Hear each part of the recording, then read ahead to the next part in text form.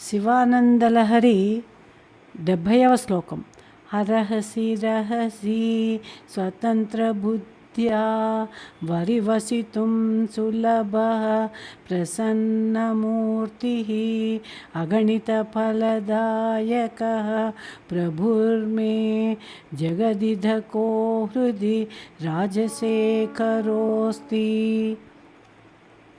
తాత్పర్యము: బహిరంగ స్థలమునందు, ఏకాంత స్థలమునందు కూడా స్వతంత్ర బుద్ధితో శోభించడానికి సులభుడు, అనుగ్రహంతో కూడిన శాంతమూర్తి, అనంత ఫలములను ఇచ్చేవాడు, లోకములో సర్వాధికుడు, విభుడు, చంద్రశేఖరుడు అయిన శివుడు నా హృదయంలో ఉన్నాడు.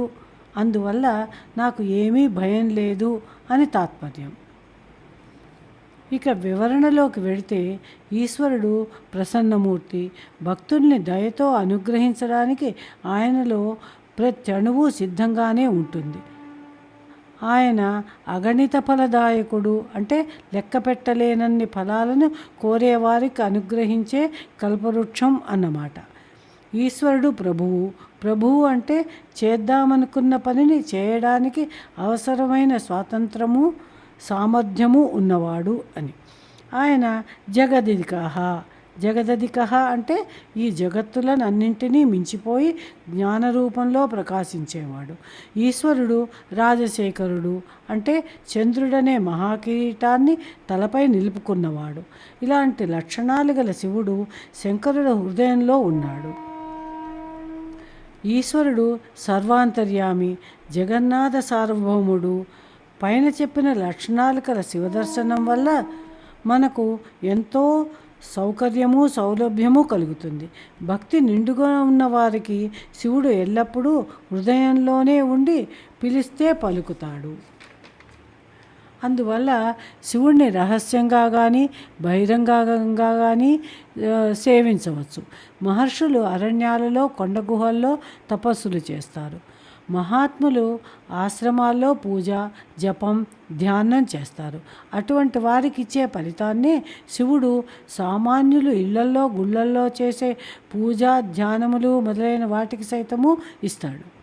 మహర్షులు నియమనిష్టలతో చేసిన అనుష్ఠానానికి ఇచ్చే ఫలితాన్ని సామాన్యులు నియమనిష్టలు అంతగా పాటింపకపోయినా అదే ఫలితాన్ని దయచేస్తాడు. దీనికి ఒక ఉదాహరణ చూద్దాము. ఒక శ్రీమంతుడు తన బిడ్డలందరికీ సమానంగా ఆస్తి పంచి ఇస్తాడు. మంచి సామర్థ్యం గల పెద్ద కొడుకుకు ఇచ్చిన విధంగానే చిన్నవాడికి ఇస్తాడు. భగవంతుడు శ్రీమంతుడైన తండ్రి అనుకుందాం. మహర్షులు పెద్ద కుమారుడు అనుకుందాము. గృహఛిద్రాలలో చిక్కుకున్న సాధారణ గృహస్థు చిన్న కుమారుడు అనుకుందాం. అంతేకాదు, తండ్రికి చిన్న కుమారి అందే ప్రేమ ఎక్కువ. తండ్రి వద్ద చిన్న కుమారుడికి చనువు కూడా హెచ్చుగా ఉంటుంది. అల్లరి చేసినా నవ్వుతూ మన్నిస్తాడు. భగవంతుడు మనమంటే సాధారణ వ్యక్తుల విషయంలో కూడా ఇలాగే ఉంటాడు. భగవంతుని గూర్చి, ఆయన దయాశీలం గూర్చి గ్రంథాలు ఇలా చెబుతున్నాయి: ఆపదామపహర్తారాం దాతారం సర్వసంపదాం. ఆపదలను పోగొట్టి సంపదలను దైవం ఇస్తాడు అని. భక్తికి లొంగినట్లు భగవంతుడు మరొక సాధనముచే వశం కాడు అని భాగవతం చెబుతోంది. ఇక పాదార్థంలోకి వెళితే, అరహసి రహసి స్వతంత్ర బుద్ధ్యా వరవసితుం సులభ ప్రసన్నమూర్తి. ఈశ్వరుడు అరహసి రహసి అనగా బహిరంగ ప్రదేశమునందు, అంతఃకరణమునందు స్వతంత్ర బుద్ధ్యా అనగా ఇచ్ఛానుసారంగా, వరవసితుం అనగా సేవ చేసుకోవడానికి సులభమైనవాడు అని. ప్రసన్నమూర్తి అంటే అనుగ్రహించడానికి సిద్ధమైన ఆకారం కలవాడు అని. ఈశ్వరుణ్ణి ఎక్కడైనా సేవించుకోవచ్చు. ఆయన భక్త సులభుడు. అంతేకాక భక్తులను అనుగ్రహించడానికి ఆయన సిద్ధంగా ఉంటాడు. అగణిత ఫలదాయక ప్రభువు. ఈశ్వరుడు అగణిత ఫలదాయక అనగా లెక్క పెట్టలేనంతగా మనోవాంఛా ఫలాన్ని ఇస్తాడు. కోరిన కోరికలను తీరుస్తాడు. ప్రభువు అనగా ఈశ్వరుడు అంటే సృష్టికర్త. జగదధికః మే హృది రాజశేఖరోస్తి. ఈశ్వరుడు జగదధికః అనగా చిత్స్వరూపుడు కాబట్టి జగత్తుకు అధికుడు. అప్పుడు ఈశ్వరుడు లోకానికి ప్రభువు అని అర్థం.